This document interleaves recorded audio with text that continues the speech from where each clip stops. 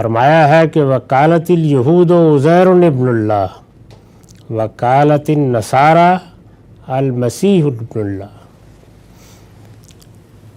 یعنی یہ حضرات جو اپنے آپ کو دین کا علمبردار کہتے ہیں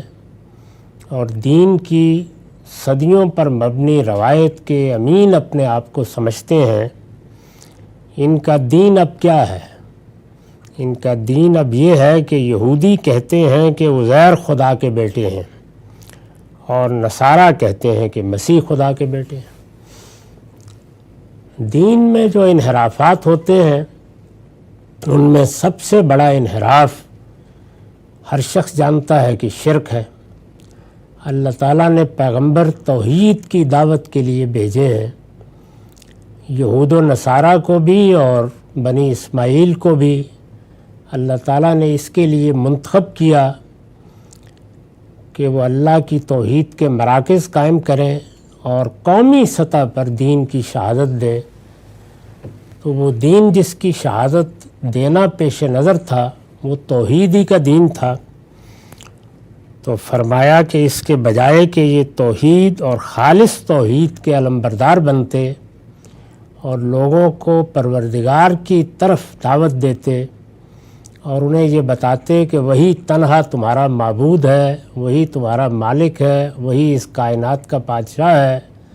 اپنی تمام توقعات اسی سے رکھو، اسی سے دعائیں کرو، اسی سے مدد مانگو اور اسی کے حضور میں اپنے آپ کو پیشی کے لیے تیار کرو، اس کے بالکل برخلاف انہوں نے اللہ تعالیٰ کے بعض محبوب بندوں کو خدا بنا ڈالا ہے۔ یہ جرم ہے جو سب سے بڑے جرم کی حیثیت سے ان کے معاملے میں اللہ تعالیٰ نے بیان فرمایا ہے۔ یہود کے بارے میں یہ کہا ہے کہ وہ عزیر کو اللہ کا بیٹا قرار دے بیٹھے ہیں۔ یہ اللہ کا بیٹا قرار دینا اصلاً تو اللہ کا محبوب، اللہ کا چہیتا، اللہ نے اس کا انتخاب کیا ہے، یہاں سے یہ تعبیر پیدا ہوئی، لیکن بتدریج اس نے شرک کی صورت اختیار کر لی۔ چنانچہ ہم مسیحیوں کے ہاں اس تصور کو پھر ایک لحاظ سے خدا کی تجسیم تک پہنچتے ہوئے دیکھتے ہیں، جس سے آگے کوئی شرک کی صورت نہیں ہو سکتی۔ یہود کے ہاں اس کا کیا معاملہ تھا؟ یہاں جو یہود زیر بحث ہیں یہ جزیرہ نما عرب کے یہود ہیں، یعنی وہ لوگ کہ جو یثرب میں آباد تھے، خیبر میں آباد تھے، جن کے ساتھ رسالت مآب صلی اللہ علیہ وسلم کو براہ راست معاملہ پیش آیا۔ اس وقت اگر آپ دیکھیں تو مسلمانوں میں بھی دسیوں فرقے ہیں، اور جب مسلمانوں کے عقائد نظریات کا ذکر کیا جاتا ہے تو ان میں وہ بھی ہیں کہ جو توحید کے معاملے میں غیور ہیں، ادنا درجے میں بھی اللہ تعالیٰ کے ساتھ کسی کی شرکت کا ذکر گوارا نہیں کرتے، لیکن وہ بھی ہیں کہ جو اس طرح کی باتیں کہہ دیتے ہیں کہ وہی جو مصطفی عرش تھا خدا ہو کر اتر پڑا ہے مدینے میں مصطفیٰ ہو کر۔ تو ہر طرح کے لوگ مذہبی گروہوں میں پیدا ہو جاتے ہیں، اس لیے یہ بعید نہیں ہے کہ وہاں کے یہود کے ہاں یہ عقیدہ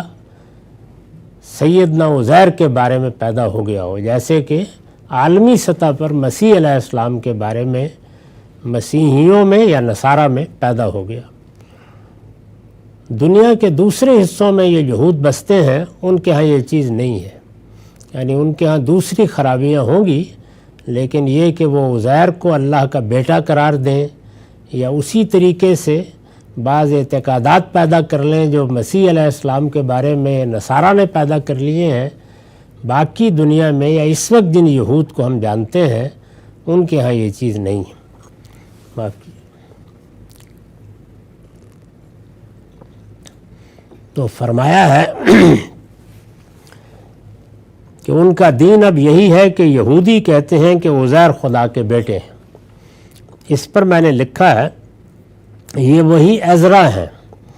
جنہیں یہودی اپنے دین کا مجدد کہتے ہیں، یعنی جب ان کا اسیری کا معاملہ ہوا اور یہ یروشلم سے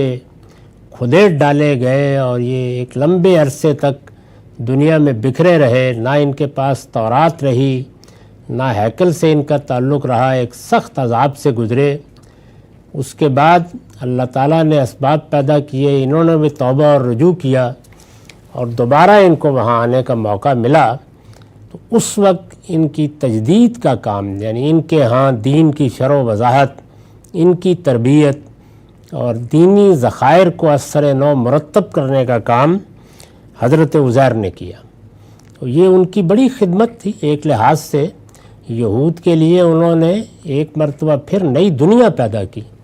تو اتنی غیر معمولی خدمات کے نتیجے میں یہ معلوم ہوتا ہے کہ یثرب کے یہود میں یا وہاں کے گرد و نواح کے یہود میں یہ عقیدہ پیدا ہو گیا۔ یہ وہی عزرا ہیں، انہیں یہودی اپنے دین کا مجدد کہتے ہیں۔ سیدنا عزیر یا عزرا کی یہ حیثیت یہ تو تمام یہود مانتے ہیں، بلکہ اس وقت جو تورات ہمارے پاس ہے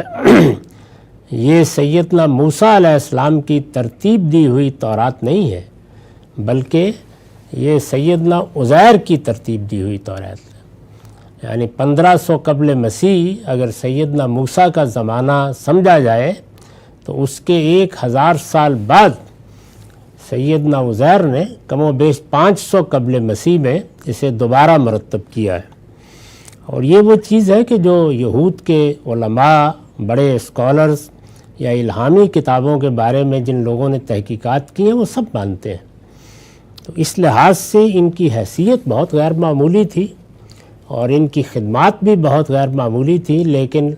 ان کو یہاں تک پہنچا دینا کہ یہ اللہ کے محبوب ہیں، اور محبوب سے آگے پھر یہ کہ ابن اللہ ہیں، اور پھر ابن اللہ کی بنیاد پر کچھ وہ چیزیں اختیار کر لینا کہ جو ان کو اللہ کا ساجی بنا دیں، یہ بدقسمتی ہے جو بہت سی قوموں میں، انبیاء علیہم السلام کی قوموں میں بھی پیدا ہو جاتی ہے۔ یہ وہی عزرا ہیں جنہیں یہودی اپنے دین کا مجدد کہتے ہیں۔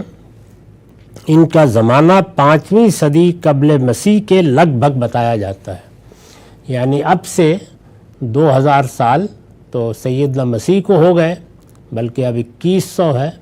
اور اس سے 500 سال پہلے ان کا زمانہ 5ویں صدی قبل مسیح کے لگ بھگ بتایا جاتا ہے۔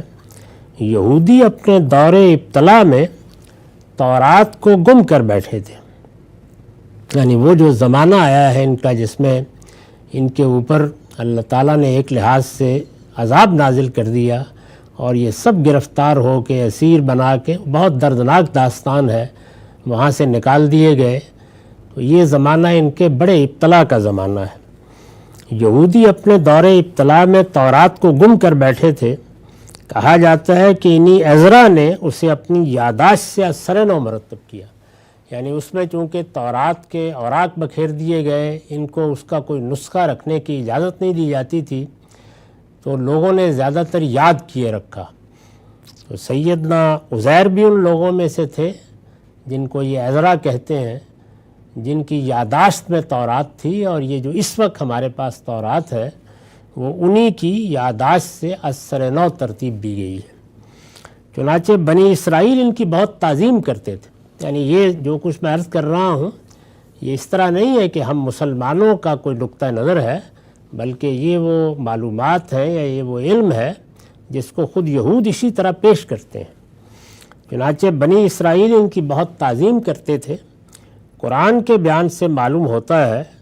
کہ جزیرہ نما عرب میں جو یہودی قبائل آباد تھے ان کے اندر یہ تعظیم اس حد تک بڑھ گئی تھی کہ انہوں نے ان کو خدا کا بیٹا بنا ڈالا تھا، یعنی یہ صورت پیدا ہو گئی تھی۔ تو قرآن مجید نے جب رسول اللہ صلی اللہ علیہ وسلم کی طرف سے اتمام حجت کے بعد اعلان کیا کہ اب ان کے لیے سزا کا موقع آ گیا ہے، تو یہ ساتھ بتایا کہ ان کے جرائم کس نوعیت کے ہیں۔ تو اس میں جو بڑا جرم ہے جس سے ابتدا کی ہے وہ پہلے یہ بتایا۔ اس کے بعد یہ کہا کہ وقالت النصارى المسیح ابن اللہ، یعنی نصرانی بھی ان سے پیچھے نہیں رہے، انہوں نے کہا ہے کہ مسیح خدا کے بیٹے ہیں۔ یہ کس کس پہلو سے کہا ہے، اس کی کیا توجیہیں کی ہیں، ایک گروہ اس کو کس معنی میں لیتا ہے، دوسرا کس معنی میں لیتا ہے، یہ سب بحثیں الگ سے کی جا سکتی ہیں، لیکن ان کا خلاصہ یہی ہے کہ سیدنا مسیح کو بھی ایک طرح سے خدا کا ساجی بنا دیا گیا۔ یہ ان کے اپنے منہ کی باتیں ہیں۔ قرآن کہتا ہے ذالک قولہم بافواہہم، یعنی نہ ان کے پیچھے کوئی استدلال ہے، نہ کوئی علم ہے، نہ خدا کا دیا ہوا کوئی فرمان ہے، کوئی چیز نہیں، اپنے منہ کی باتیں ہیں، جس کا جو جی چاہتا ہے ایک عقیدہ بنا کے پیش فرما دیتا ہے۔ یضاہون قول الذین کفروا من قبل، وہ انہی منکروں کی سی بات کہہ رہے ہیں جو ان سے پہلے ہو گزرے ہیں۔ یعنی ان کو تو لوگوں کو بتانا تھا کہ دین کیا ہے، توحید کی دعوت دینی تھی، لیکن ان کی باتیں اور ان کے تصورات اور ان کے خیالات بالکل وہی ہو گئے جیسے کہ خدا کے توحید کے منکروں کے خیالات تھے، جن کی یہ اصلاح کرنے اٹھے تھے۔ تو فرمایا کہ یضاہون قول الذین کفروا من قبل، وہ لوگ کہ جنہوں نے اس سے پہلے دیوی دیوتا بنائے، جنہوں نے اس سے پہلے مشرکانہ تہذیب کی بنیادیں رکھیں، جنہوں نے شرک کے بے شمار مظاہر ایجاد کیے اور اس طرح سے اللہ کا انکار کیا، ان کی بات ویسی ہی ہو کے رہ گئی، کوئی فرق نہیں رہا اس میں۔ انا یوفکون، فرمایا کہ ان پر خدا کی مار وہ کہاں سے پھرے جاتے ہیں، یعنی جب کہ تورات بھی موجود ہے، اور اس وقت بھی جو تورات ہے وہ اگرچہ سیدنا عزیر نے اپنی یادداشتوں سے مرتب کی ہے، لیکن اس میں بھی توحید کے معاملے میں کوئی ابہام نہیں ہے، وہ اسی طرح بیان ہوئی ہے۔ تو فرمایا کہ ان پر خدا کی مار وہ کہاں سے پھرے جاتے ہیں، یعنی کہاں سے یہ غلطی لگتی ہے ان کو۔ نہ اللہ کی کتاب میں ایسی کوئی بات، نہ پیغمبروں نے ایسی کوئی تعلیم دی۔ انہوں نے در حقیقت جو گرد و پیش کے لوگ ہیں جن کی یہ اصلاح کرنے اٹھے تھے، انہی کے فلسفوں سے متاثر ہو کر اپنے ہاں بھی وہی کچھ داخل کر لیا ہے۔ تو یہ مطلب ہے اس پوری بات کا جو یہ کہا ہے کہ یہ ان کے منہ کی باتیں ہیں اور یہ انہی منکروں کی سی بات کہہ رہے ہیں جو ان سے پہلے ہو گزرے ہیں۔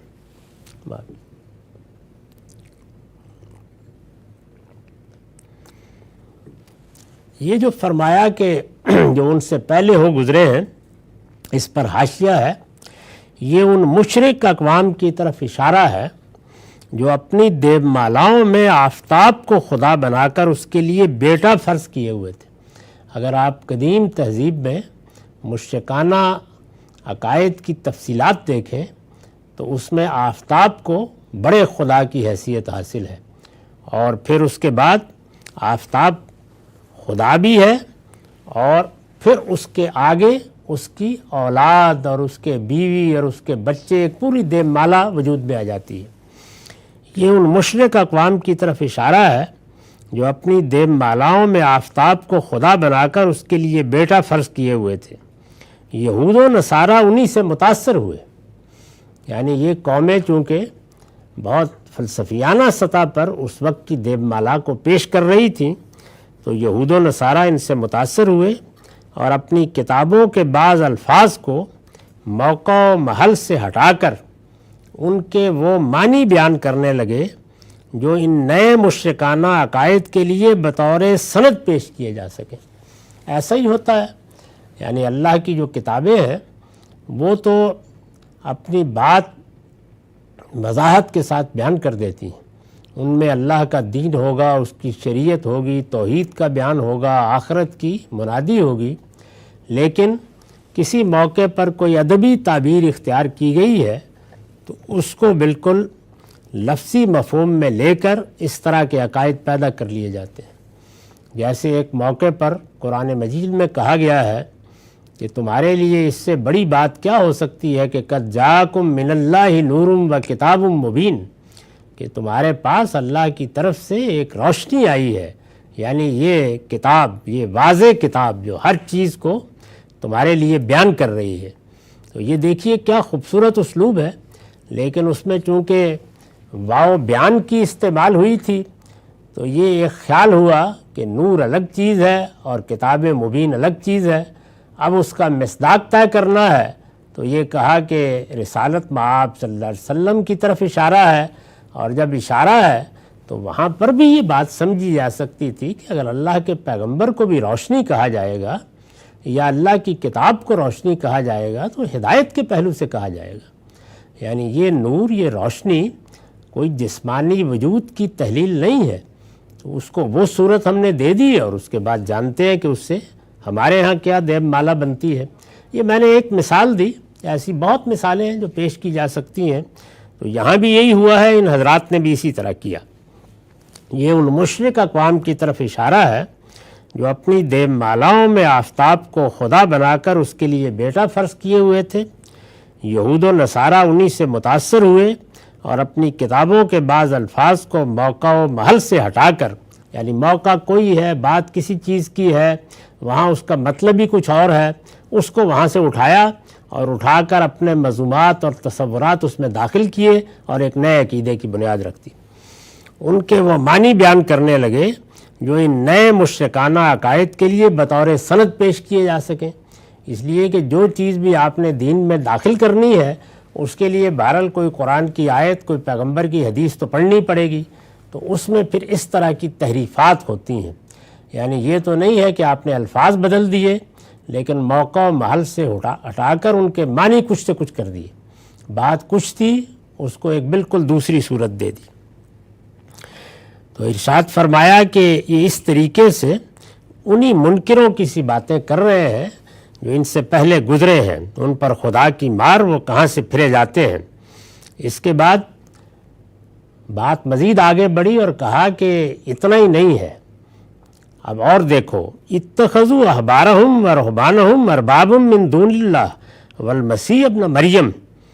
اللہ کے سوا انہوں نے اپنے فقیہوں اور راہبوں کو رب بنا ڈالا ہے۔ یعنی یہ معاملہ تو صرف عزیر کے ساتھ ہوا اور ایک خاص علاقے میں ہوا یا ایک خاص جماعت میں ہوا، یا سیدنا مسیح کے بارے میں نصارہ نے اختیار کر لیا، لیکن ادھر صورتحال یہ ہے کہ صرف اتنا ہی نہیں ہے کہ اس پہلو سے انہوں نے الوہیت میں حضرت مسیح کو داخل کر دیا یا عزیر کے بارے میں اس طرح کا عقیدہ اختیار کر لیا، انہوں نے اپنا رب بنایا ہے، یعنی رب جو پالنے والا ہے، جس کی طرف رجوع کیا جاتا ہے، جس کی بات کو آپ ایک حکم کی حیثیت سے مانتے ہیں، جس کے پاس تحلیل اور تحریم کا اختیار ہے، تو یہ جو چیز ہے یہ بھی انہوں نے اپنے علماء کی طرف منسوب کر دی۔ دین کو بجائے اس کے کہ اپنے پروردگار سے حاصل کریں، انہوں نے وہی حیثیت جو پروردگار کو دینی چاہیے اپنے علماء اور فقہاء کو دے ڈالی۔ اتخذوا احبارہم ورہبانہم اربابا من دون اللہ، اللہ کے سوا انہوں نے اپنے فقیہوں اور راہبوں کو رب بنا ڈالا ہے۔ اور پھر والمسیح ابن مریم، یعنی جو حیثیت یہود نے اپنے احبار اور رہبان کو، اپنے فقیہوں اور راہبوں کو دی ہے، وہی حیثیت سیدنا مسیح کو نصارہ نے دے ڈالی ہے۔ وہ بھی بالکل اسی طرح دیکھتے ہیں۔ تو ارشاد فرمایا کہ وما امروا الا لیعبدوا الہا واحدا، درا حالے کہ انہیں ایک ہی معبود کی عبادت کا حکم دیا گیا تھا۔ یعنی سارے دین کی بنیاد اس پر تھی کہ ایک ہی معبود ہے اور وہ اس کائنات کا خالق ہے۔ سارے پیغمبر اسی لیے آئے تھے۔ علماء فقہاء کی بھی اصل ذمہ داری یہی تھی کہ وہ لوگوں کو یہ بتائیں، نہ کہ ان سے یہ کہیں کہ تم ہمیں خدا بنا لو۔ یہ نہیں کہنے کے لیے وہ آئے تھے۔ وہ جو کہا ہے نا کہ یہ کسی بندے کے شائن شان ہو سکتا ہے کہ وہ لوگوں کو دعوت دے اور یہ کہے کہ کونوا عباد لی، تم میرے بندے بن جاؤ۔ وہ تو اس لیے لوگوں کو دعوت دے گا کہ اللہ کے بندے بنو۔ تو ارشاد فرمایا کہ ان کو تو ایک ہی چیز کا حکم دیا گیا تھا کہ اللہ کے سوا کوئی الہ نہیں ہے، لا الہ الا ہو سبحانہ عما یشرکون، وہ پاک ہے ان چیزوں سے جنہیں وہ شریک ٹھہراتے ہیں۔ تو یہ گویا وہ اب فرد قرارداد جرم ہے جو بیان کی جا رہی ہے کہ اگر اللہ نے ان کو سزا دینے کا فیصلہ کیا ہے تو ان کے جرائم یہ ہیں، ان جرائم پر اللہ نے آخری رسول کی حیثیت سے ان کو متنبع کیا ہے،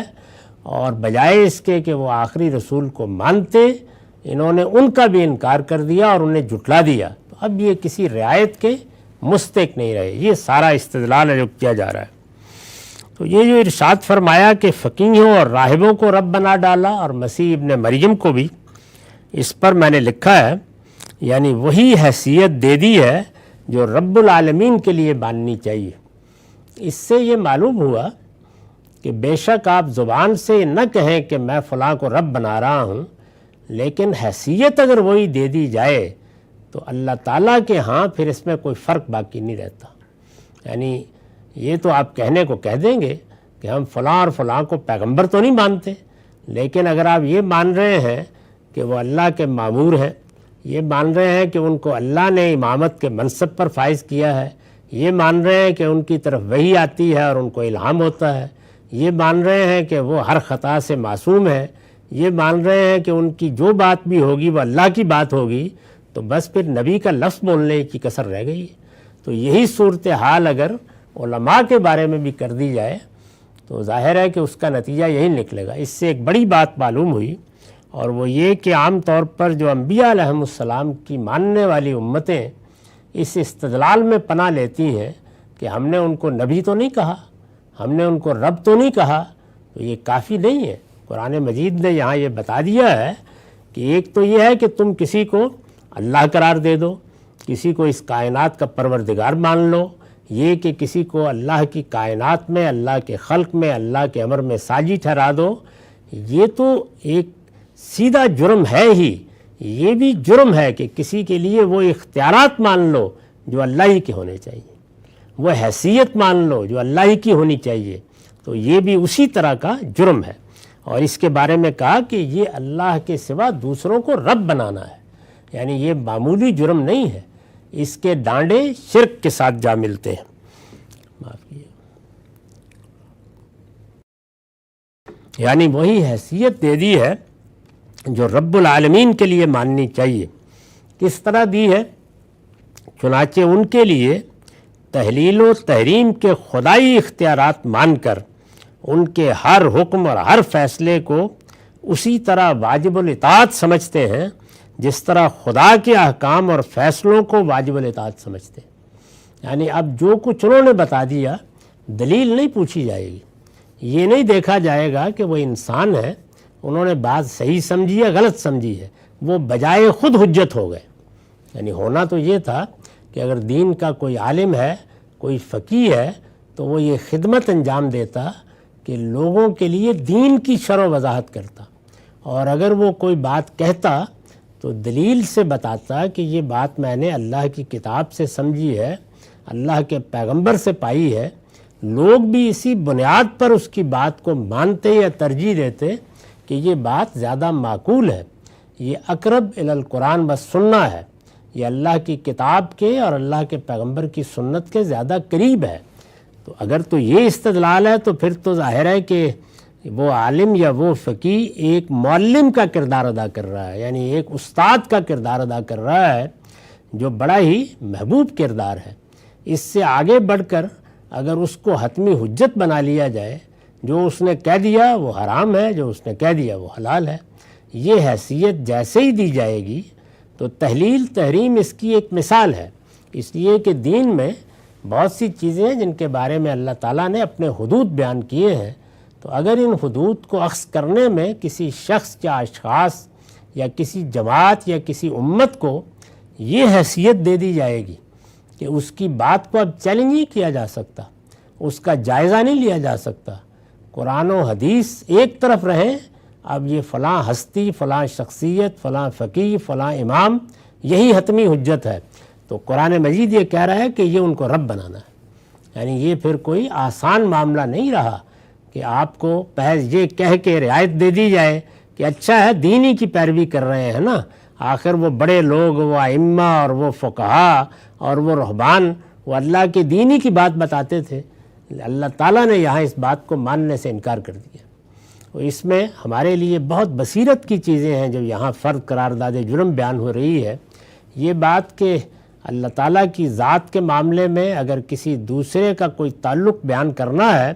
تو بالکل صریح اور صاف اللہ کی حجت ہونی چاہیے۔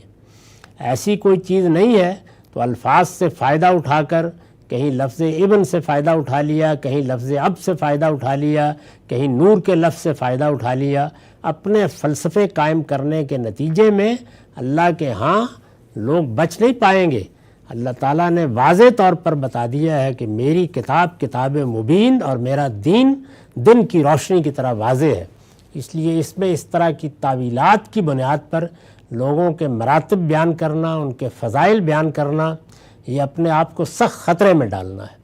اور یہاں واضح طور پر بتا دیا ہے کہ اس طرح کی تعویلیں جو کی جاتی ہیں کہ اصل میں تو ہم یوں کہہ رہے ہیں اور اصل میں یہ کہہ رہے ہیں، اللہ تعالیٰ ان کو قبول نہیں کرتے۔ وہ یہ کہتے ہیں کہ توحید کے معاملے میں اس طرح کی چیزیں نہیں، سیدھی بات کرو، اس کائنات کا تنہا معبود،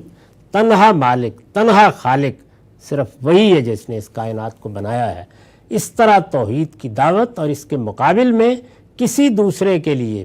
کوئی اختیار، کسی دوسرے کے لیے کوئی حیثیت اللہ تعالیٰ کی صریح سند کے بغیر تصور کرنا بھی یہ کسی مسلمان کے شائن شان نہیں ہے، یہ بتا دیا۔ اور یہ بھی بتا دیا اس کے ساتھ کہ جس وقت تم کسی کو کوئی حیثیت دیتے ہو تو اگرچہ تم رب کا یا الہ کا یا معبود کا یا نبی کا یا امام کا لفظ استعمال نہیں کر رہے، لیکن اگر نتائج وہی ہے اور حیثیت وہی دی جا رہی ہے تو اللہ کے ہاں یہ چیز بھی قبول نہیں ہوگی۔ اس لیے کہ توحید کے معاملے میں یہ کوئی استدلال ہی نہیں ہے کہ اس میں حرج کیا ہے، وہاں تو یہ ہے کہ ذرہ برابر بھی اگر شبہ ہو رہا ہے تو حرج ہی حرج ہے، یعنی اس سے بالا تر ہو کر آدمی کو بس اس بات کی گواہی دینی ہے کہ اللہ کے سوا کوئی الہ نہیں۔ دیکھیے اسی کو بیان کیا، وَمَا أُمِرُوا إِلَّا لِيَعْبُدُوا إِلَٰهًا وَاحِدًا، انہیں تو بس ایک ہی بات کا حکم دیا گیا تھا، اور وہ یہ کہ اللہ کے سوا کسی کو الہ نہ مانیں، ایک ہی معبود کی عبادت کریں، اور یہ کہیں کہ لا الہ الا ہو، اس کے سوا کوئی الہ نہیں، سبحانہ عما یشرکون۔ اس طرح گویا یہ بتا دیا کہ ان لوگوں نے یہ جرم ہے جس کا ارتکاب کیا ہے، وہ اپنے احبار اور رہبان کے لیے، اپنے فقیہوں کے لیے خدائی اختیارات مانیں، اور ان کے مقابلے میں کتاب الہی کی کوئی صریح آیت اور پیغمبر کا کوئی واضح ارشاد بھی پیش کر دیا جائے تو اسے کوئی اہمیت نہیں دیتے، یعنی آپ جو جی چاہے کر لیں، ان کا اصرار ہوگا کہ نہیں یہ تو ہمارے امام کی بات ہے، یہ تو ہمارے فلاں عالم کی بات ہے۔ آخر میں یہ فرمایا کہ وہ پاک ہے ان چیزوں سے جنہیں وہ شریک ٹھہراتے ہیں۔ اس پر میں نے لکھا ہے، اصل میں سبحانہ کا لفظ آیا ہے، یہ تنزیہ کا کلمہ ہے۔ استاذ امام لکھتے ہیں اس کے اندر توحید کی نہایت واضح منطقی دلیل بھی ہے،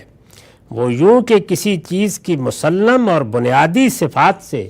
بالکل متناقض صفات کا اس کے ساتھ جوڑ ملانا بالبداہت خلاف عقل ہے۔ اس اصول کے مطابق خدا کا کسی کو شریک ٹھہرانا اس کی شان الوہیت کے منافی ہے، کیونکہ اس سے اس کی مسلمہ صفات کی نفی لازم آتی ہے۔ مطلب کیا ہے کہ اللہ تعالیٰ کے لیے جو صفات ہیں، اللہ تعالیٰ کے لیے جو حقوق ہیں، اللہ تعالیٰ کو جیسا ہونا چاہیے، جب آپ اس کا صحیح تصور رکھتے ہیں تو پھر یہ نہیں ہو سکتا کہ اللہ کے معاملے میں کوئی ایسی بات مان لی جائے جو اس کی ان صفات کے شائن شان نہیں ہے، اس کے مطابق نہیں ہے۔ جب آپ یہ مانیں گے تو آپ اللہ کی شان گھٹائیں گے۔ تو اس لیے آخر میں یہ فرمایا کہ اللہ پاک ہے ان چیزوں سے جن کو یہ اس کے شریک ٹھہراتے ہیں۔